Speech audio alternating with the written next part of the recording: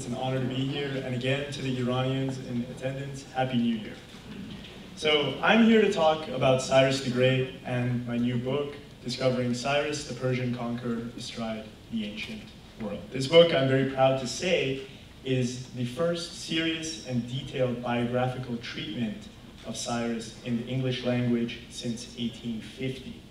That book, which was published in the 19th century, it came out before any meaningful archaeological work in Iran or the Near East really had been undertaken, so it is entirely obsolete.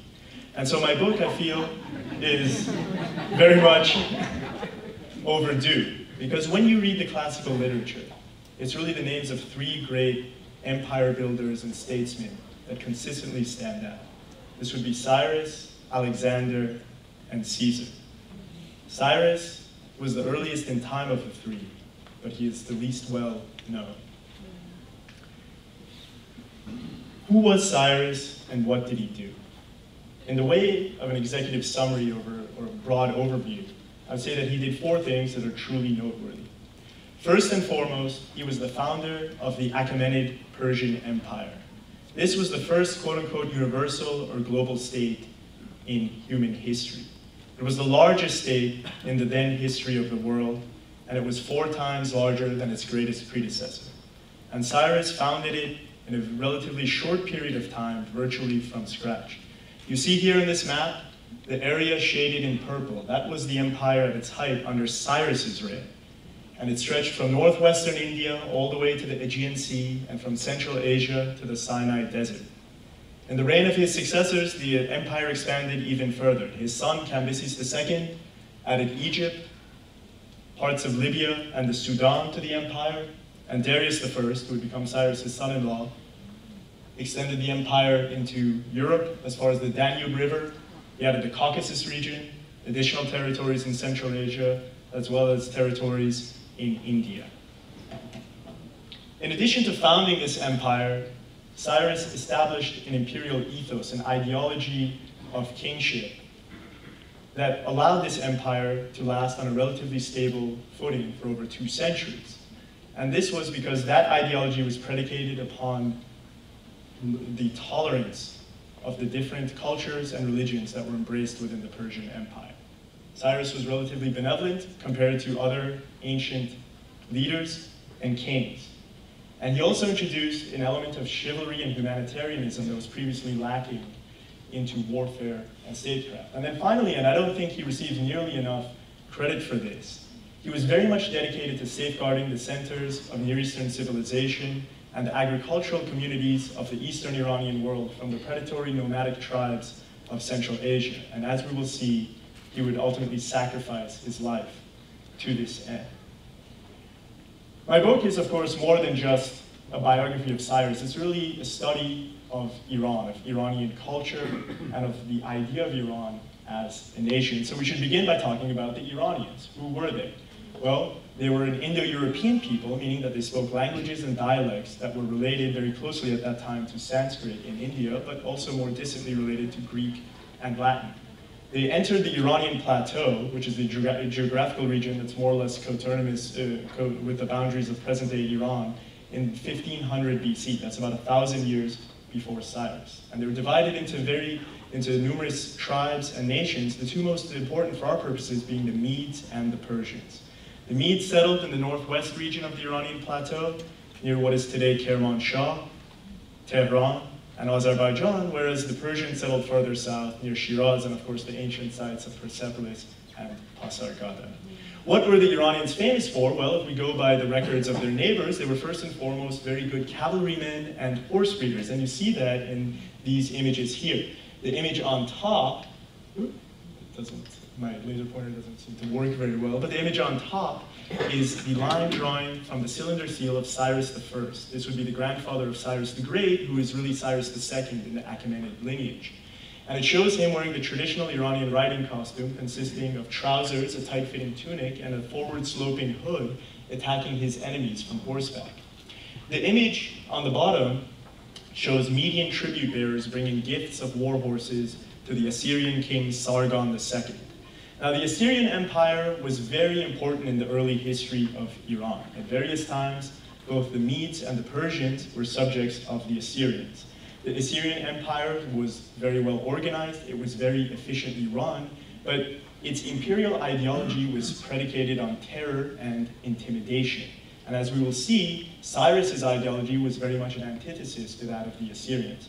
In their monumental art and in their written inscriptions, Assyrian kings frequently boasted of their ability to wreak havoc and destruction upon their enemies and their subjects. And you see that in this pair of illustrations. The image to the left shows Assyrian soldiers with their pointed iron hoods firing arrows. They're besieging a city, but in the background, you see members of the civilian population have been taken, they're stripped naked, and they've been impaled on stakes. It is interesting to note that at Persepolis, I don't know how many people in the audience have been there, you will never see scenes of war or conquest like this. The image on the right shows the Assyrians engaging in a practice that some historians have lightheartedly referred to as god-napping. The ancient Near Easterners ascribed magical qualities to the idols and divine icons of their gods. And so the Assyrians, in order to maintain the allegiance of their foreign subjects, would often confiscate these idols and hold them hostage. This was a very unpopular practice. But the Assyrians would not just take away and carry away divine icons, they would actually carry away some of their foreign subjects themselves. They engaged in a practice called population deportation. What this meant was that when the Assyrians conquered a new territory, they would often deport a segment of the local population and plant them in a different part of their empire. And in return, they would then replace them with peoples drawn from different provinces. There were many different reasons for this. Some motivations were economical, but the main reason was that the Assyrians sought to break the national identity of their foreign subjects, and in so doing, to mitigate against a resistance of a national character. These imperial practices made the Assyrian Empire reviled among the subject nations. And in fact, the Hebrew Bible referred to the fall of Assyria in 612 BC as the crowning mercy of the Lord. The Assyrian Empire had to constantly fight to maintain its borders because of its unpopularity, and so it exhausted itself militarily. And in 612 BC, it fell to a coalition of Medes and Babylonians. Now, the fall of Assyria is important because it really set the stage for Cyrus's rise to power. The Near East was now divided between four great states, which you see there on that map. In yellow is the Median Empire. The Medes, again, were a northern Iranian people. They ruled over much of the Iranian plateau, including Persia, as well as parts of eastern Anatolia, or Turkey. There was the Babylonian Empire, shown in dark green, which ruled over much of Mesopotamia, parts of what would today be Iraq, Syria, Lebanon, Jordan, and Israel. There was the Kingdom of Lydia in blue in Western Asia Minor. And then there was, of course, Egypt, which was the land of the pharaohs. And within 80 years of Assyria's fall, each of these great states would in turn be conquered by the Persians. The most important of the successor states to the Assyrian Empire, for our purposes, was the Median Empire. We do not know much about this state because archaeologists have not found any archives of the Median kings, but what we do know seems to indicate that the Medes tried to maintain their empire by entering into dynastic alliances with their different subjects. What this meant was that the Median king would marry a member of his royal family to that of the royal families of the peoples that he ruled. The most famous such alliance was the one whereby Mandana, do we have any Mandanas in attendance? No? It's a common Iranian name. Well, she was the daughter of Astyages. Please remember this name. Astyages was the last king of the Medes, and he gave his daughter Mandana in marriage to Cambyses I, who was the vassal king of Persia. And the offspring of this marriage was, of course, Cyrus II, or Cyrus the Great, who is the subject of our talk. Now, we don't know much about Cyrus's early years because the legends that have survived, the stories that have survived are largely legendary. The most famous legend is recounted by the Greek historian Herodotus, the father of history. And according to this tale, Astyages, when he was king, had a nightmare in which he saw his unborn grandson grow up to overthrow him. So when Cyrus was born, he gave orders to have the baby abandoned in the wilderness for the wild animals to eat. This, of course, did not happen. Cyrus was abandoned in the wilderness, but a wild dog found him and gave him milk and then protected him from other predators.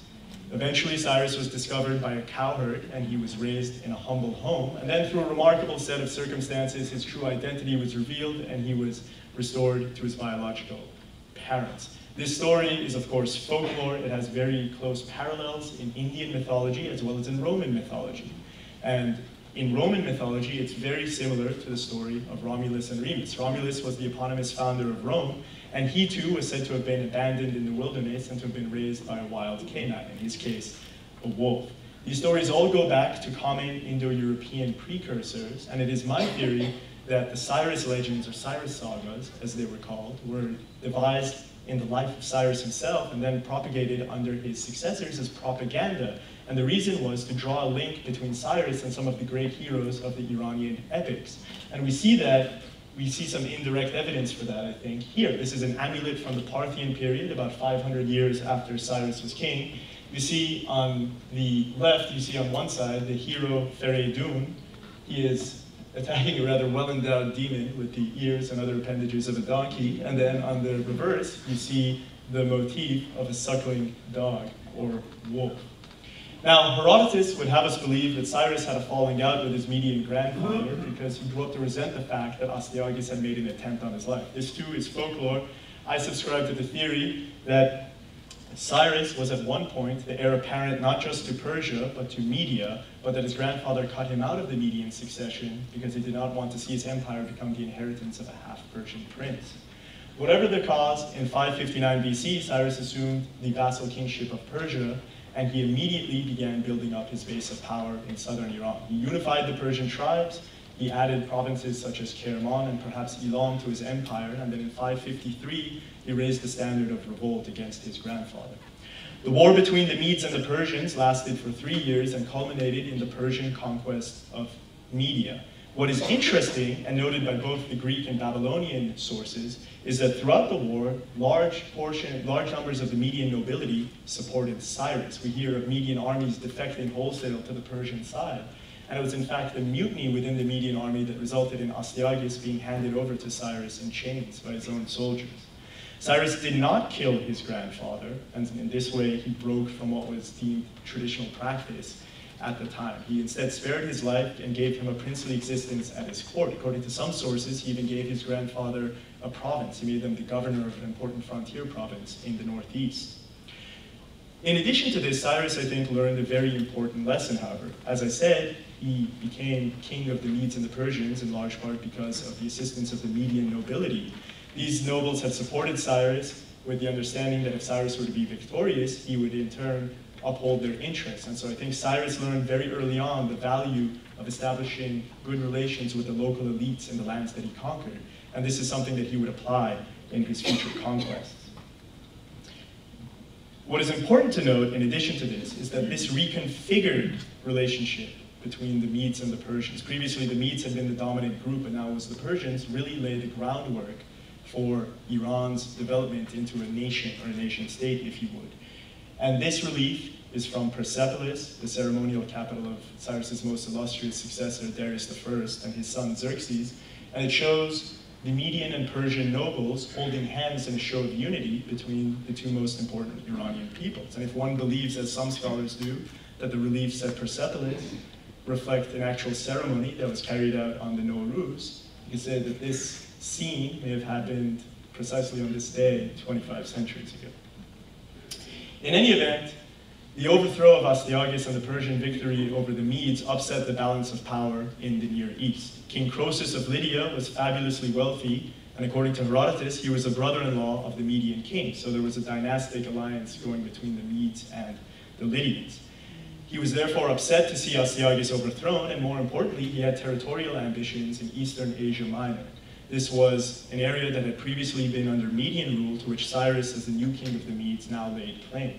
In 546 BC, Croesus invaded eastern Anatolia, and he captured the city of Pteria. Cyrus rode out to meet him and defeated him in battle, and then chased him back to his capital of Sardis near the Aegean Sea. Sardis was supposed to be impregnable, but Cyrus captured it after a very brief siege of 14 days. What happened to Croesus is not entirely clear, but the most likely story is that he attempted suicide when he saw the Persians breaching the fortifications of his city. He was no doubt concerned and afraid that Cyrus would heap upon him the traditional indignations due to a defeated ruler, and he was probably afraid that he'd be put to death with heavy torture. So he figured it would be better if he were to burn himself alive on top of his possessions on a pyre, and you see that here. Croesus is shown enthroned, he's pouring oil, and there's a servant about to set the entire structure ablaze. But Cyrus, it would seem, found out what Croesus was doing, and he had the flames quenched. And he dragged Croesus off the fire, and he forgave him. And according to Herodotus, he made him a trusted counselor. And another Greek historian named Ctesias tells us that he gave Croesus a vast estate within Iran and a private army of his own. And so he honored another vanquished leader. Cyrus would not be so forgiving, however, toward the Greeks. At that time, the western coast of Turkey was colonized by Greeks. These were the Ionians and Aeolians. They had been previously subject to King Croesus. And during the early stages of the war with Lydia, Cyrus had reached out to the Greek cities of Asia Minor, and he asked them to rise up in revolt against the Lydians in alliance with the Persians. The Greeks rejected the proposal, quite frankly, because they didn't think that the Persians would be victorious in the war. And so Cyrus was very upset when, after his victory, they sent ambassadors to him at Sardis, asking from him the same terms of submission that they had previously received from Croesus. Cyrus rejected the proposal, and he did so by recounting the following tale. He said there was once a fisherman who really wanted to see the fish in the sea dance. So day after day, he would go to the beach and he would play the flute for them. When at length he saw that the fish wouldn't jump out of the water, he lost his patience. He grabbed a net, threw it in the water, and dragged the fish on shore. And then when they were flopping around on the beach, he exclaimed, "See, you would not dance for me when I played my tune, but you're dancing for me now." And the moral of the story was that Cyrus would conquer the Greeks by force. This was perfectly in line with his own code of honor and chivalry. He grew up in a feudal society, and he was perfectly capable of holding a grudge. And so between 545 and 540 BC, he unleashed his generals against the Greek cities of Asia, and all of these, without exception, were conquered. While his generals were thus occupied in the west, Cyrus himself was in the east. He marched farther in this direction than any Assyrian or Median king before him. We do not know the exact route that his army took, but we know that when it was all over, the Persian Empire now extended all the way to the frontiers of India and to Central Asia. These conquests doubled the territorial extent and the population of the Persian Empire, but not necessarily its wealth. So we may ask why it was that Cyrus went to such lengths to conquer this uncharted territory. One reason was most likely geopolitical. The northeastern frontier of Iran, where it's now the provinces of Khorasan and Gorgan, has always been exposed to large-scale nomadic invasions from Central Asia. And about 100 years before Cyrus came to power, hard-riding steppe nomads had broken through this frontier, and they had devastated much of the Iranian plateau, as well as parts of Asia Minor and Mesopotamia. Cyrus was no doubt determined to prevent this catastrophe from recurring, and so much like the first emperor of China, he built fortifications to keep the steppe nomads at bay. This was a string of 7 frontier fortresses near the famous cities of Samarkand and Bukhara. Cyrus may also have been motivated, I think, by another factor, and this was the legendary ideal known from the Zoroastrian scriptures, the Avesta, of a king who would come and unite the Iranian tribes. Mention is made in the Avesta of the legendary king Kavi Khosraga, this would be Khosrow in New Persian, who is hailed as the gallant hero who united the different Iranian nations into a single empire. There are many parallels between the legends of Khosrow and the Cyrus sagas, on the other hand, and I would not be surprised if, much like Alexander, who on several occasions sought to imitate the Greek hero Achilles during the course of his conquest, that Cyrus sought to imitate the legendary deeds of Khosrow in his. Whatever the case, Cyrus conquered the lands of the east, and then he set his sights on Babylonia. The Babylonian Empire had been allied to King Croesus. It was therefore hostile to Persia. Babylon was at that time the greatest city under the sun in the Near East. It was the most populous city. It was the wealthiest city.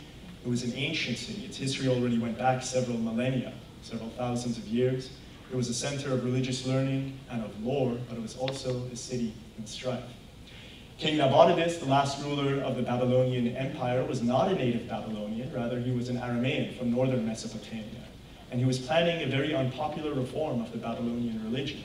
He sought to subvert the cult of the god Marduk, shown on the left. This was the traditional chief god of the Babylonian pantheon.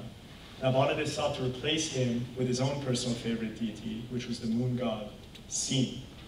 This earned him the animosity of the powerful Marduk priesthood, which controlled great temples and real estate holdings throughout the country. You see here an archaeologist's reconstruction of the temple of Etemananki. This was located in Babylon itself, and it appears in the Bible as the Tower of Babel. And it gives you a sense as to the scale and the grandeur of this building. The priest of Marduk established contacts with Cyrus, And they disseminated pro-Persian propaganda in Mesopotamia in the build-up to Cyrus's invasion. And in this propaganda, they portrayed Cyrus as the upholder of the traditional Babylonian religion and as the chosen prince of Marduk.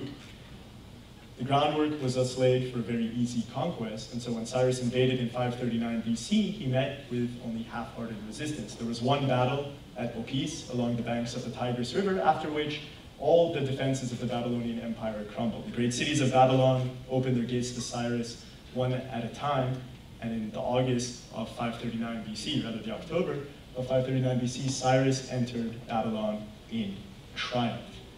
When he entered Babylon, he did so in the manner of a native ruler. He assumed the titulary of a traditional Babylonian king, calling himself the king of Sumer and Akkad. He paid homage to Marduk, and they say in the Babylonian inscription, he declared peace to the city. Now, this was a very important thing because previous kings who had conquered Babylon had boasted about massacring the civilian population. And the last time Babylon had been taken by a foreign king was during the reign of the Assyrian king Astride, who talks about starving the people into submission, about ripping their tongues out and feeding them to the wild animals. Cyrus, on the other hand, in his inscriptions, tells us that he entered Babylon without a battle, that his soldiers marched the city streets with their weapons packed away, that he did not let anyone in his army terrorize the people of Sumer and Akkad.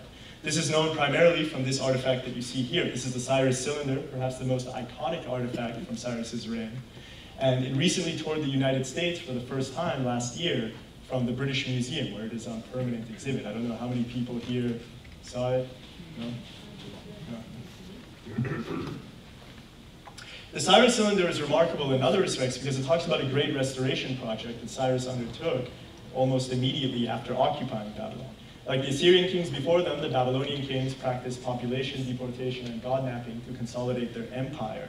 And in the Cyrus cylinder, as well as in other inscriptions, we hear about Cyrus issuing an edict authorizing the return of all deported populations and confiscated cult icons from the cities to the east and to the north of Babylon. We do not hear about a similar policy being implemented with respect to the lands to the west, but we know that this was the case from various other sources, including the Hebrew Bible. In 587 BC, the Babylonian king Nebuchadnezzar II had conquered Jerusalem. He destroyed the temple of Yahweh that had been built by King Solomon, and he deported perhaps as many as 20,000 Jews into what has been called Babylonian captivity. This was a very important event in the history of Judaism. It precipitated a crisis of faith among the Jewish population living in exile. During the build-up to his invasion of Babylon in 539, Cyrus established contacts with the leaders of the Jewish community living in exile. The anonymous prophet known as 2nd Isaiah hails Cyrus in his writings as the Messiah. He does so, this is more than 5 centuries before Christ. At that time, the title Messiah, which means the Lord's anointed, signified the legitimate king of Israel. And 2nd Isaiah tells us that when Cyrus will conquer Babylon, he will issue an edict allowing us to return. And this is exactly what Cyrus did, according to the Old Testament.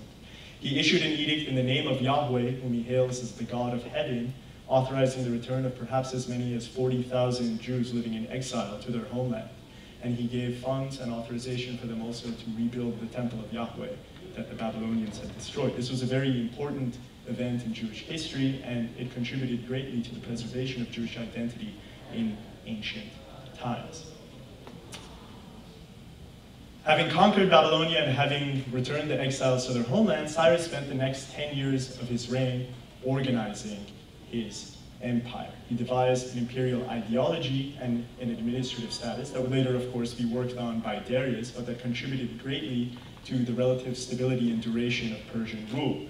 The central focus of the imperial ideology was the exaltation of the king. The Persian king ruled as an absolute divine right monarch who received his mandate directly from God. And much pomp and circumstance followed him wherever he went. You see here, this is a famous carving from Persepolis. It shows the king, Xerxes I. This would be Cyrus's grandson. He looks totally different here than he does in the movie 300, where he appears.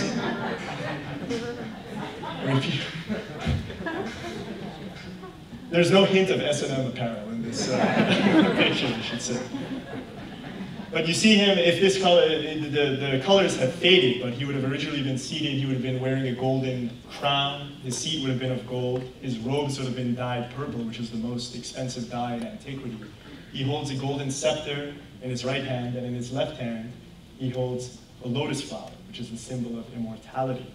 And he sports, of course, the telltale sign of ancient Near Eastern royalty, which is the long beard that comes down to the belly. And the only other person who can wear that beard is the individual standing behind him, which is the crown prince. As a divine right monarch, the Persian king received his mandate to rule directly from the gods, and he was very much an intermediary between gods and men. At that time, the chief god within Iran was Ahura Mazda. Ahura Mazda, the name means the wise lord. He was the god of the prophet Zoroaster, and it is my belief that all the Achaemenid emperors, from Cyrus the Great all the way to Darius III, practiced the form of Zoroastrianism. However, I will say that there is very interesting evidence to suggest that Cyrus, unlike some of his descendants, was also personally devoted to the god Mithra. Mithra was the god of the covenant and of the oath, as well as of the sun. We see here in this relief from Nowruz, this is the tomb of one of Cyrus's successors. It's located not far from Persepolis. We see really the divine aspect of the imperial ideology at work here. The king is standing on a three-tiered dais, praying before a fire altar in the age-old Zoroastrian manner. Zoroastrians believed that fire was the symbol of truth. Overhead hovers the symbol, not the idol, the symbol. Idols had to be three-dimensional, but if you just carved something, it could be a symbol. Back then. It is of the god Ahura Mazda. It shows him dressed as a royal person emerging from a winged solar disk, and he extends a ring of kingship or power to the king. The king stands on a platform, which was called in Old Persian the Ghathu, or the throne platform, and is being upheld by representatives of each of the subject nations. The Persians, what's interesting, are shown on a par with the other subjects, so no ethnic differentiation is made there. And the entire scene stands for the proposition that the king shall pray to Ahura Mazda, his god, on behalf of the subject nations, who in return should uphold the monarchy. Now, the Persian Empire was unprecedented in its cultural and religious diversity, and there were many other gods besides Ahura Mazda. And the Persian kings, beginning with Cyrus, made it their policy to communicate to each subject nation in terms of its own religion. So we saw that when Cyrus occupied Babylon, he issued an edict proclaiming himself to be a worshiper of the Babylonian god Marduk. When he issued an edict authorizing the return of the Jewish exiles to Jerusalem, he did so in the name of Yahweh. And this practice was continued by his successors. This stela is from Egypt, and it was carved during the reign of Cyrus's son and successor Cambyses II. And it shows Cambyses here dressed like a traditional Egyptian pharaoh, paying homage to the Apis bull. This was the sacred cow of the Egyptians, who the Egyptians believed was a god incarnate. Now, the Persian Empire, in terms of its organization, operated almost like a federalism. You had the king and the high-level imperial law, but then you had on the local level, all the subject nations were free to live according to their own laws, provided that these laws be compiled and that they be made known to the Persian authorities so that they knew what legal principles they should apply.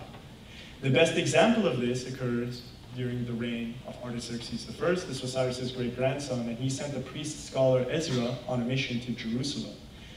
And he did so with the directive to both compile and to teach the people the law of Moses. And the outcome of this effort was the canonization of the first 5 books of the Hebrew Bible. This would be the Pentateuch, or the Torah. The Persian Empire was also divided into provincial governorships. These were called satrapies, each of which was under the supervision of a provincial governor or satrap, whose job was to maintain relations and manage relations between the Persian king on the one hand and the local elites on the other. Cooperation with local populations was a must, and the Persians, unlike the Assyrians, did not attempt to break the national identity of their foreign subjects, rather they cultivated it. Someone asked me about this slide when I'm done. It's a little bit complicated, I'll gloss over it for now. Every great king deserves a great palace, and during the last decade and a half of his reign, Cyrus began construction of a capital in the Persian heartland at Pasargada. The name Pasargada goes back to that of Cyrus's ancestral tribe. The Achaemenid family was the leading clan of the Pasargada tribe. And the location of the capital was the site of Cyrus's final victory over the Medes. This is an archaeologist's reconstruction of one of the major palaces there. Unfortunately, not much remains because this is all that is left of it today. Nevertheless, the little that has survived from Pasargada is very important and sheds a great deal of light not only in the political history of Iran, but also in its artistic history. Before Cyrus began the construction at this site, the Iranians lacked the native tradition of monumental art and architecture. Therefore, what Cyrus did was he drew upon the expertise of his more experienced and talented foreign subjects. Yet, his artists and architects, they amalgamated all these different styles together to come up with a distinctively Persian art form. And this reflects one of the hallmarks and really recurring trends in Iranian history, because the Iranians have had to redefine their civilization on several occasions due to foreign influence.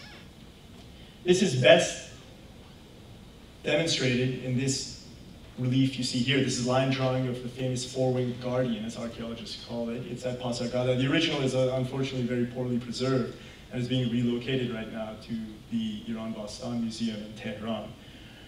It shows, most likely, a depiction of Cyrus's spiritual double, or guardian angel. The ancient Iranians believed that each individual had a guardian angel or spiritual double called the Fravarti, and in fact, the first month of the Iranian calendar is called Farvardin. And it was believed that on the Nowruz, these guardian angels of both, and spiritual doubles, I should say, of both living and deceased family members would visit the house and bring blessings. It is interesting to note that Cyrus depicted his own spiritual double here, wearing a very elaborate Egyptian crown. The robe is Elamite or Syrian, and the wings are those that we see typically on depictions of Mesopotamian and Assyrian gods. This has been interpreted as a reflection of Cyrus's own all-embracing cultural outlook, as well as perhaps a tip of the cap to the more ancient and hallowed civilizations of the Near East. My book is, of course, it's about more than just history, though. We study, as I said, certain prevalent Iranian customs, and I think many of the Iranians here are going to find much in this book to which they can relate. Even in antiquity, the Iranians loved banquets and they loved partying. They were particularly heavy drinkers. This is what the Greeks tell us, and they in fact tell us that they had a custom whereby they would reconsider any major decision they made when they were drunk, later when they were sober, but that they would also reconsider any decision they made when they were sober, later when they were drunk. So you can see this would just go on.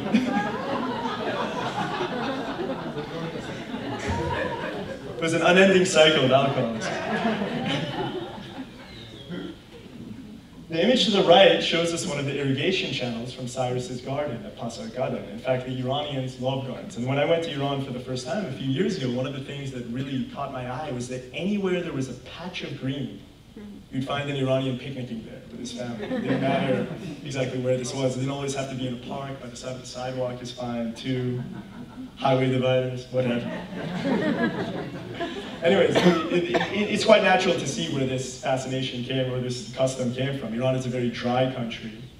And the Iranians had in antiquity, they had a special type of garden, however, called a paradise. In fact, the word paradise comes from Old Persian paradeda, which means a walled enclosure. Paradise gardens were remarkable because they contained an exceptionally diverse variety of plant and animal life. And this was believed, this had some religious connotations too, because the Iranians believed that at the end of time, when heaven, the kingdom of heaven comes at hand, the souls of the blessed would go to these great gardens in heaven, where they would all live together and all humanity and really all plant and animal life would be reunited. The earliest known example of a paradise is the one that Cyrus constructed at Pasargada. And archaeologists have found that he divided it actually into 4 quadrants. And so it's the first known Shahar Bagh, the fourfold garden, which is really a convention of Iranian gardening that was exported later to India and all the way to Spain. Cyrus, however, was not destined to die peacefully. He was a soldier, he was a warrior, and he had his eye on future conquests. He very much wanted to add Egypt to the Persian Empire, and he made preparations for a campaign, but he was unable to launch the expedition because of disturbances along the northeastern frontier of his empire. Here, the steppe nomads were a perpetual concern, and in 530 BC, in the 30th year of his reign, Cyrus, who was perhaps 55 or 60 years old at the time, marched out to meet them in battle. We don't know who won the battle. There are conflicting accounts, but we know that Cyrus suffered a wound in his thigh from which he died after 3 days. His body was recovered by the Persians and it was brought back to Pasargada, where it was laid to rest in this tomb, which still stands. Archaeologists have not found traces of any inscriptions, but the classical authors assure us that there was one, and the most flowery rendition of the text goes as follows. O man, whosoever you are, and from wheresoever you come, for I know that you will arrive to pay homage. Understand that I am Cyrus, who bestowed empire upon the Persians. Grudge me not, therefore, this modest monument that covers my body. This, I think, is a good time to end the presentation, and I open the floor to questions and answers.